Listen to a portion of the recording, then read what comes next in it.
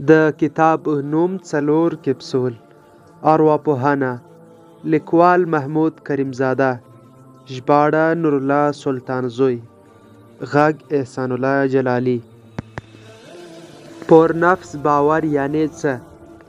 پر نفس باور یعنی له خپل ځان سره مینه کول، د خپل ځان درناوی کول، په اورین تندي د نیوکې منل، په موسکا سره مننه کول، په ځیرکتیا سره د نورو د نظریاتو منل، د پخوانیو غلطو دودونو پرېښول، د نورو درناوی کول، د نورو ستایل، ژوند ته ژمن پاتې کېدل، خپل ژوند له مثبتې زاویې کتل. که چیرې تاسو پورتنیو خبرو سره موافق یاست نو پر تاسو زیری کوم چې په خپل نفس باور لرئ او ژوند به مو تل ښکلی او زرغون وي. څنګه پر نفس باور زیاتولی شو؟ کله مو چې خپل کمزوري او پیاوړي ټکي وپېژندل، کله مو چې له بریا وړاندې ماتې تجربه کړه، کله مو چې له ماتې وروسته بیا هم خپل ارزښت وساتلو، کله مو چې له ویرې سره ډغره ووهله او په کار مو پیل وکړ، کله مو چې له ماتې وروسته بیا هم خپل ارزښت وساتلو، کله مو چې له ویرې سره ډغره ووهله او په کار مو پیل وکړ، کله مو چې له تکبر لاس واخیست او غرور مو خپل کړ، کله مو چې خپل ځان هغسې ومنلو کوم ډول چې یاست، کله مو چې له خنډونو د تېرېدو وړتیاوې په ځان کې ولیدې او باور مو پرې وکړ، کله مو چې له نه ویلو ډډه وکړه. که چیرې تاسو پورتنیو خبرو سره موافقه وکړه او پر ځان مو ومنل نو پر نفس به مو باور څو چنده زیات شي او د نړۍ غوره او بریالی کس به وشمیرل شي. کله مو په نفس باور کموالی کوي، کله چې له ماتې سره مخ شو په دویم ځل له هڅې لاس واخلو، کله چې ځان ته په سپکه سترګه ګورو، کله چې په خپل ځان باور نه لرو، کله چې د یو نوي کار له پیله وویریږو، کله چې پرته له دلیله یو کار نه ترسره کوو، کله چې په یوازیتوب کې د کار ترسره کولو څخه ویره لرو. په پورتنیو حالاتو کې مو پر خپل نفس باور کمیږي، نو هڅه وکړئ چې له داسې حالاتو سره لاس او ګریوان کېږئ. نو پر ځان باور وکړئ چې تاسو ګټونکي یاست او هر څه سمیږي. پر نفس باور که پر ځان باور؟ پر نفس باور چې بنسټ یې پر ځان باور دی، پر خپل ځان باور یعنی د اوبو هغه څاڅکی دی چې په اقیانوس کې تویږي. دا څاڅکی په خپله اقیانوس نه دی بلکې دا د اقیانوس یوه برخه ده. بس موږ هم د ځمکې پر مخ د خدای جل جلاله استازي یو. خدای جل جلاله زموږ بدن له روح برخمن کړ، نو د ځمکې پر مخ د هغه یوه برخه یو. پر ځان د باور لرلو لپاره به د باز د بچوړي کیسه ولولو. د باز بچوړی. یوه ورځ یو ښکاري په غره کې د باز هګۍ وموندې. هګۍ یې له ځانه سره کور ته راوړې. مېرمن یې تازه یوه چرګه په هګیو کېنولې وه. ښکاري له فرصت ګټه واخیسته، د باز هګۍ هم د کوړکې چرګې له سینې لاندې کړې. څو ورځې وروسته د باز له هګیو د باز بچوړي او د چرګې له هګیو چرګوړي راووتل. دواړو ډلو یو ځای ژوند پیل کړ. ټول به د چرګې د وزر لاندې راټولېدل او چرګه یې خپله مور بلله. څو میاشتې وروسته د باز بچوړو په یو باغ کې یو لوی الوتونکی ولیدو چې د دوی په سر یې په ډېرې چټکۍ سره الوتنه وکړه او ښه په شنګ کې تیر شو. د باز بچوړي د باز د الوتنې په ننداره و چې ښکاري پرې پام شو، نو ترې یې وپوښتل د څه ننداره کوې؟ د باز بچوړي وویل د هغه مغروره الوتونکي د الوتنې ته مې فکر واوښت، څومره ښه الوت یې وکړ، کاش چې موږ هم داسې الوتنه کولی شوای. د ښکاري غاښونه وبرېښېدل. په مسکا یې وویل نه، تاسو هیڅکله هم داسې الوت نشئ کولی ځکه چې هغه باز دی او ستاسو مور چرګه. د باز بچوړو د دې پر ځای چې پر ځان باور وکړي تر څو الوت وکړي او خپلو لویو وزرونو ته پام وکړي، خپل سرونه ښکته کړل. د پښو په پنجو او په مخو کې یې د خاورو په سکونډلو پیل وکړ. پر خپلو وزرونو یې باور لا څه چې هیڅ یې ورپام هم نه شو، نو ځکه یې د باز په څېر الوتنه هم ونه کړه. پایله: د باز بچی چې پر ځان باور ونه لري چرګه ترې جوړیږي. پر ځان باور څه ګټې لري؟ پر ځان باور د نیکمرغۍ او بریا د بنسټ لومړۍ ډبره ده. پر ځان باور په انسان کې قوت پیدا کوي. پر ځان باور له پد سړي غوڅ سړی جوړوي. پر ځان باور انسان ته انګیزه ورکوي. پر ځان باور د بریا پوړی ده. پر ځان باور د دې سبب ګرځي چې نور انسانان پر تاسو باور وکړي. موږ څو ډوله باور لرو؟ موږ 2 ډوله باور لرو: د ځان په هکله مثبت باور او د ځان په هکله منفي باور. اول د ځان په هکله مثبت باور. د ځان په هکله مثبت باور د خوښۍ او آرامتیا احساس پیدا کوي چې بالاخره د بریا په پړی مو ورنیغوي. دویم د ځان په هکله منفي باور. د ځان په هکله منفي باور یوه لویه بدمرغي ده چې یو تریخ او منزوي کېدو احساس در په برخه کوي. بیا دا احساس له ځان سره بشمیره ماتې هم لري. منفي باور په انسان کې د حقارت احساس پیدا کوي. د حقارت احساس په خپله د بښنې نه کولو په معنا دی. بښنه نه کول بیا 2 برخې لري: نورو ته بښنه نه کول، خپل ځان ته بښنه نه کول. نورو ته څنګه بښنه وکړو؟ لومړی باید هغه عوامل تر څېړنې لاندې ونیسو چې نورو ته د بښنې کولو پر مهال د دې خنډ ګرځي چې موږ نورو ته بښنه نه کوو. یو څوک له موږ پیسې تښتوي، بل څوک مو زړه ماتوي، دریم مو ځوروي، نو موږ دوی هیڅ کله هم نه بښو او په زړه کې ورسره کینه ساتو. ښه ده، بښنه خو نه کوې، نو څه کوې؟ دلته د لقمان حکیم صاحب یوه کیسه رااخلم. له لقمان حکیم صاحب څخه یې وپوښتل: ادب دې له چا زده کړ؟ حکیم صاحب وویل: له بې ادبه انسانانو. په حیرانتیا یې وپوښتل: هغه څنګه؟ حکیم صاحب زیاته کړه: ځکه کوم کارونه چې دوی کول ما هغه نه کول. پایله: نیکمرغي او بدمرغي هم همداسې ده. نیکمرغه هغه څوک دی چې له نورو عبرت واخلي. بدمرغه هغه څوک دی چې د نورو د عبرت سبب وګرځي.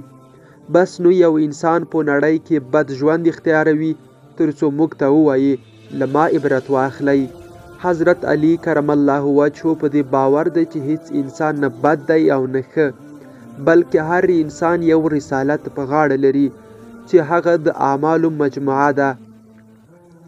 اوس له تاسو بیا پوښتم، کله چې د یو ناروغ پوښتنې ته لاړ شئ، هغه خپل بد حال درته په ډیرو بدو تورو بیانوي او په ډیره تونده لهجه در سره خبرې کوي. آیا تاسو د هغه ناروغ بدو تورو ته په بدو تورو ځواب ورکوئ؟ حتما بس تاسو ځواب نه وي. بس نو دا هم ومنئ چې ناروغان په 2 ډوله دي: جسمي ناروغان، روحي ناروغان. خپلې خبرې ته راګرځم.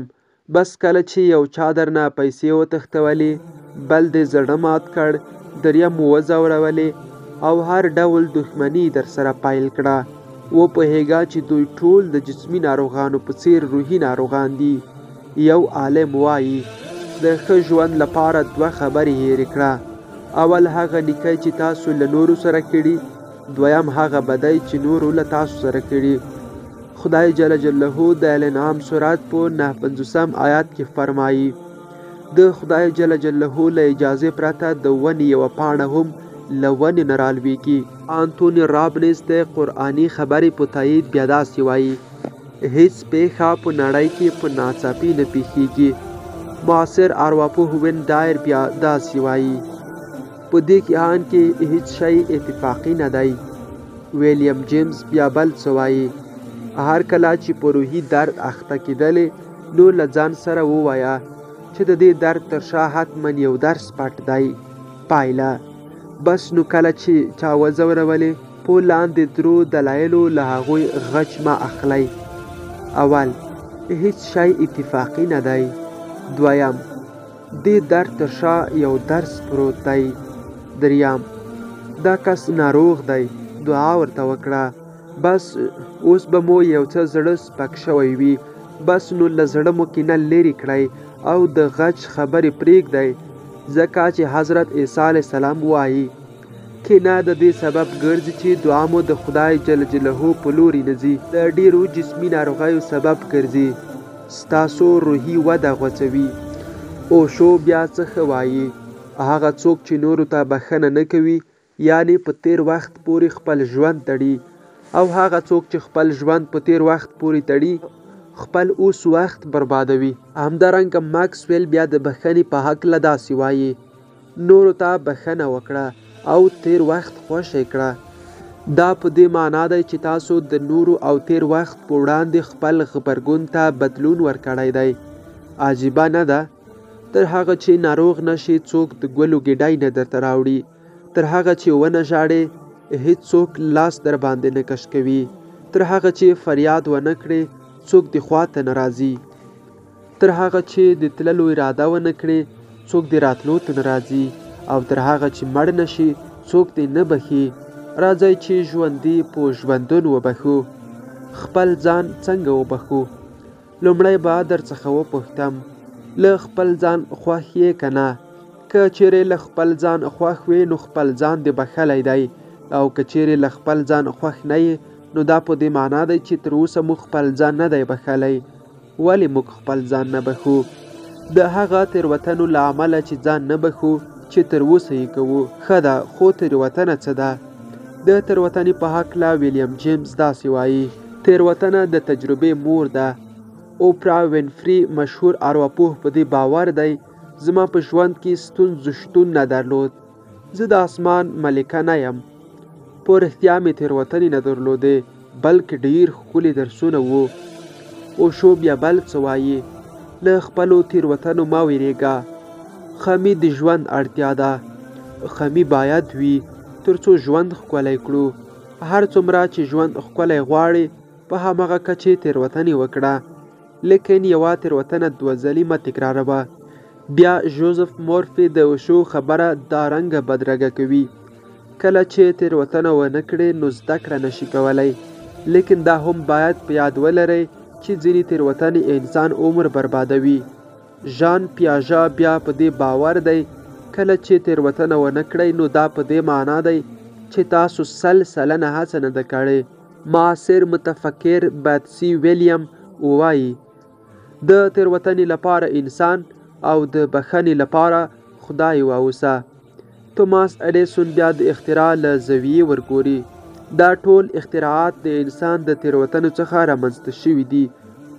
فرانسوي متفکر ګوته وایي: تر هغه ځایه چې انسان هڅه کوي تېروتنه هم کوي. لویز هی بیا همدا خبره دا رنګ کوي: تېروتنه کول یو انساني کار دی، لیکن تکرار یو حیواني کار دی. پایله: بس اوس به مو په دې باور کړی وي چې تېروتنه سره زر دي، خو تکرار بربدي. نو خپل ځان مه ملامتوه. توماس اډیسون 1400 څراغونه وسوځول تر څو یو څراغ بل کړي. ویلیام شکسپیر وایي: که چیرې تېروتنې نه وای نو په مختلفو علومو کې به دومره پرمختګ نه و رامنځته شوی. دوه لنډې جملې: تېروتنه د بریالیتوب لومړی پوړه ده.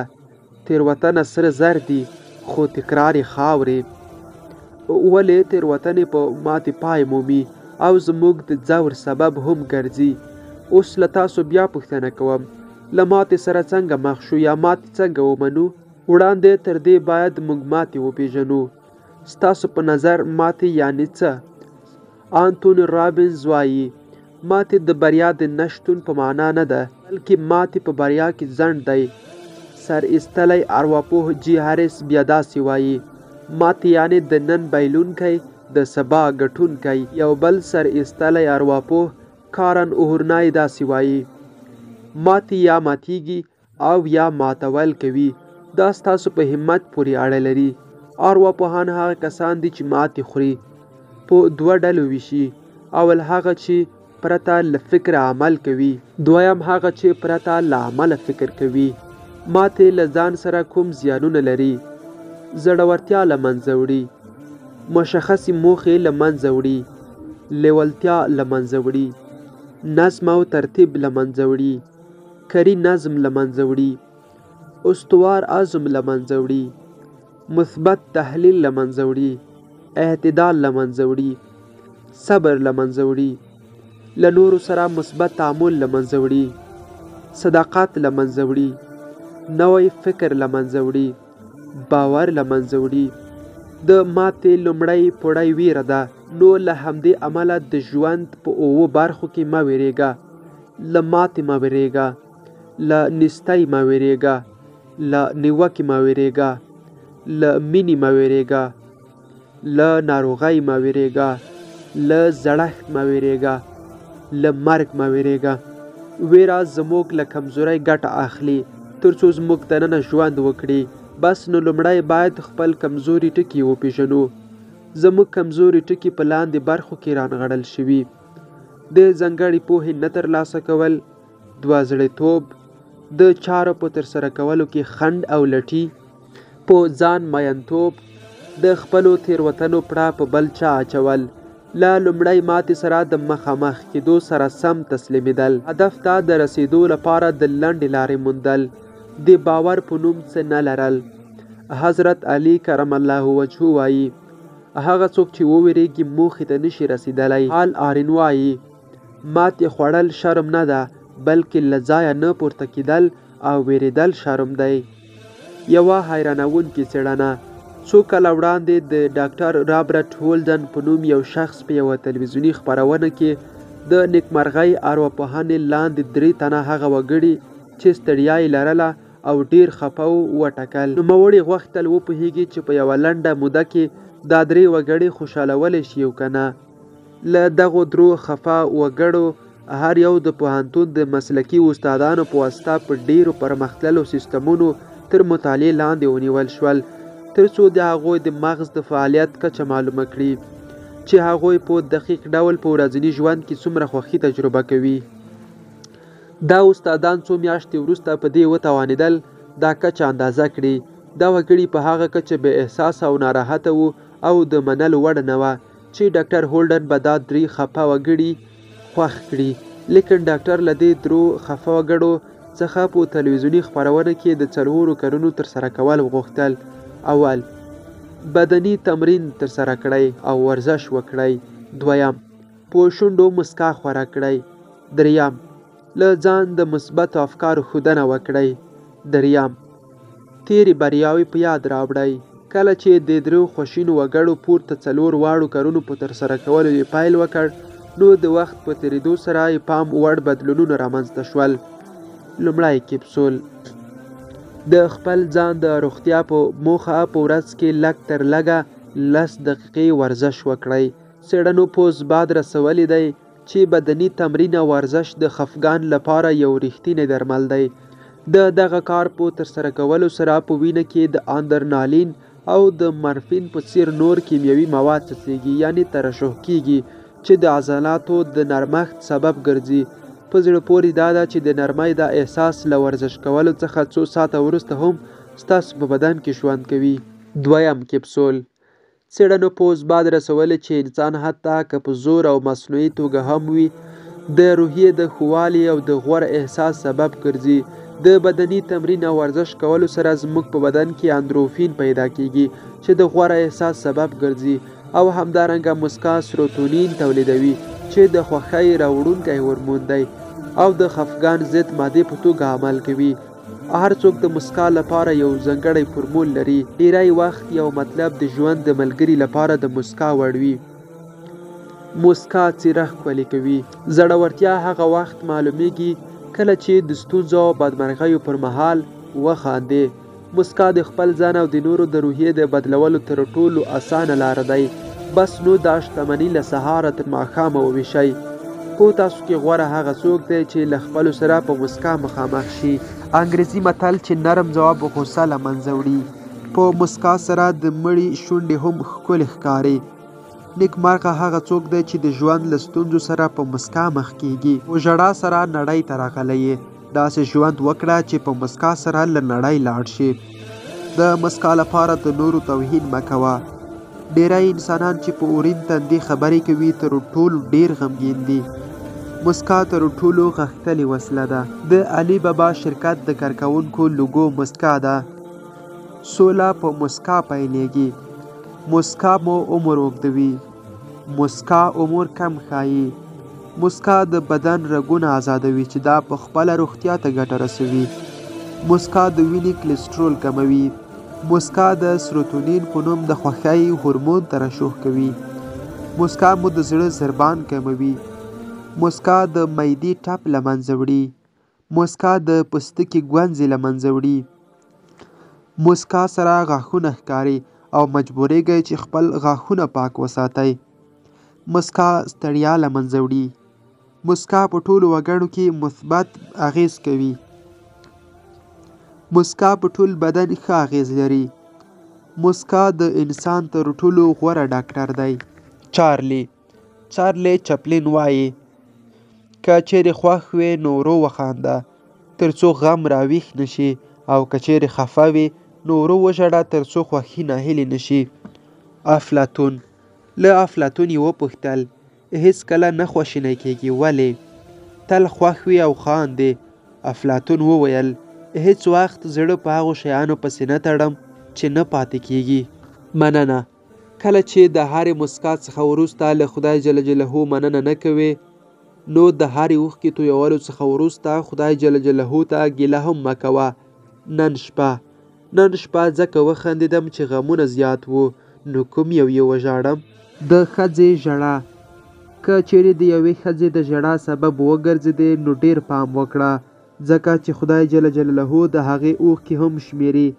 ښځه خدای جل جلاله د نر له پښتۍ پیدا کړې ده، نه له پښو څخه چې په لغتو ووهل شي، نه له سر څخه چې له نر لوړې وبلل شي، بلکې د نر له څنګ پیدا شوې ده چې له نر سره یو شان وي، ځکه د نر څنګلې لاندې ځای څخه پیدا شوې ده چې د نر وزر لاندې وي او ساتنه ترې وکړي، ځکه د زړه تر څنګ ځای څخه پیدا شوې ده چې مینه ورسره وشي. خوښ اوسېدل یوازې هغه غچ دی چې له ژوند یې اخلو. بې ګټې ورځ هغه ورځ ده چې په هغې کې ونه خاندې. 1 دقیقه موسکا دومره ارامتیا درکوي چې 45 دقیقې ځانګړې درملنه درکولی شي. 3 کپسول. له ځانه د مثبتو افکارو ښودنه وکړئ. که چیرې خواشین یاست ډاډه واوسئ چې د دې 3 ساده تمرینونو په ترسره کولو سره به خوښ او خوشحاله شئ، او که چیرې خوښ وئ نو نور به هم خوښ شئ او په نفس به مو باور زیات شي. لیکن تر ټولو اړین ټکی دا دی چې حتما دغه تمرینونه ترسره کړئ او کموالی پکې مه راولئ. دا پخوانۍ وینا تل په یاد ولرئ. ښه کار کول ځواکمنول دي.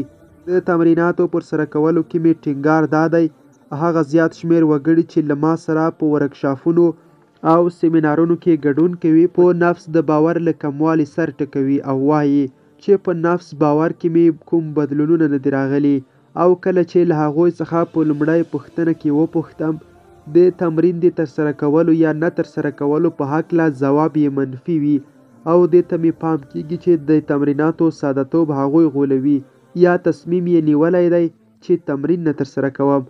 هر څه د تمرین کولو څخه په لاس راځي. 1+3 یعنې 4 کپسول.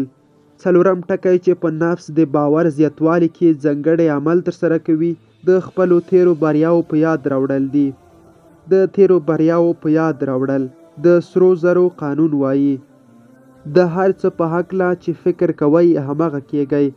د تیرو بریاوو په یاد راوړل له هغو کارونو څخه ګڼل کیږي چې په نفس باور مو په حیرانتیا سره لوړوي او زیاتوي. تقریبا ټول ښوونکي او لارښوونکي په نفس باور لرلو لپاره په ډیرو ټینګار سره د تیرو بریاوو په یاد راوړلو سپارښتنه کوي.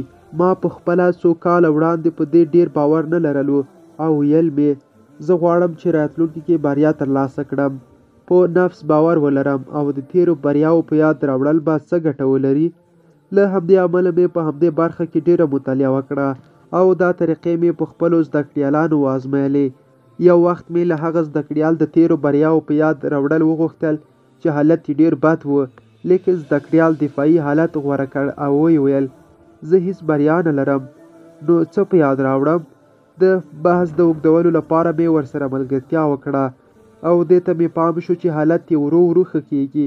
هغه څوک چې په نفس باور نه لري حال یې ښه نه دی، په دې دلیل چې په ژوند کې له یوه سلسله مسایلو او ننګونو سره مخ دی. دا مسایل د دندې، کورنۍ، ټولنیز او داسې نور کیدای شي. وروسته له دې چې د یوې سلسلې سختو سره مخ شوي دي، ورو ورو حالت بد شوی دی او په منفي لورو تمرکز کولو سره یې ژوند بد حال نیولی دی. شونې ده چې وپوښتئ د تیرو بریاو په یاد راوړلو دقیقه ګټه څه دی؟ دا کار دوه ګټې لري. لومړۍ ګټه: د تیرو بریاو په یاد راوړل د بیلګې په توګه د کنکور په ازموینه کې یا د موټر چلولو په ازموینه کې په ټولیزه توګه زموږ تمرکز د ژوند له منفي مسایلو څخه مثبتو مسایلو ته اړوي. موږ ټول په دې پوهیږو چې که چیرې په هر څه تمرکز وکړو، هماغه څه زموږ په ژوند کې پراخوالی مومي. که چیرې مو په یاد وي، په کوچنیوالي کې مو زربین ښیښه په کاغذ نیوله او د زربین ښیښې د لمر وړانګې متمرکز کولې او لیدل مو چې وړانګې د کاغذ د سوځېدو لامل کیږي. نو د ژوند په مثبتو ټکو تمرکز کول د ژوند مثبته برخه پراخوي.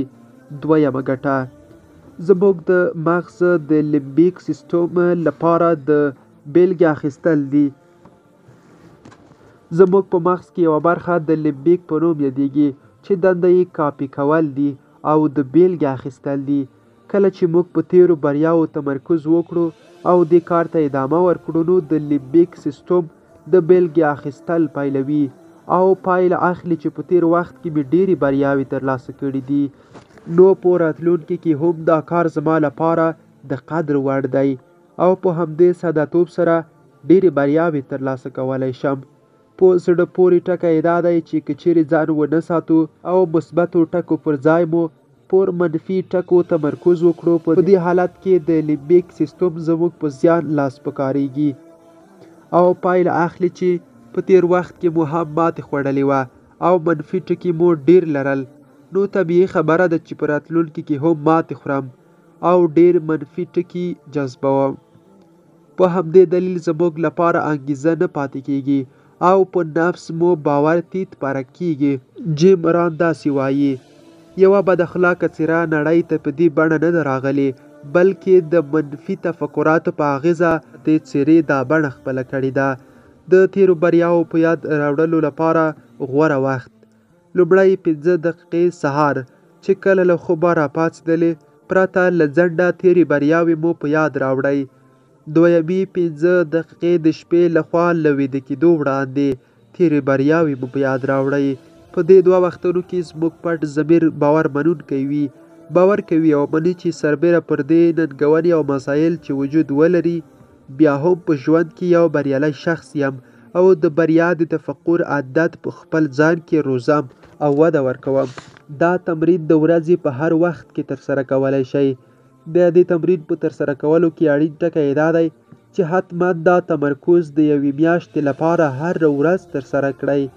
معمولاً په 21 ورځو کې یو نوی فعالیت په عادت بدلیږي، لیکن موږ د دغه عادت د محکموالي لپاره 1 میاشت وخت ټاکو. په نفس د لوړ باور ترلاسه کولو لپاره باید په خپل ځان ډیر کار وکړو او ډیر زده کړه وکړو او په ژوند کې یې وکاروو. ډیر زیات اړین ټکي: په نفس باور د خوړو د خوړلو په څیر دی. آیا شونې ده چې موږ یو ځل خواړه وخورو او ووایو چې نوره خواړه نه خورم؟ دقیقاً ځواب مو نه دی. په نفس د باور جوړونې او تقویت لپاره باید ورځ په ورځ خپل معلومات لوړ کړو او شخصي ودې او په نفس باور کار وکړو.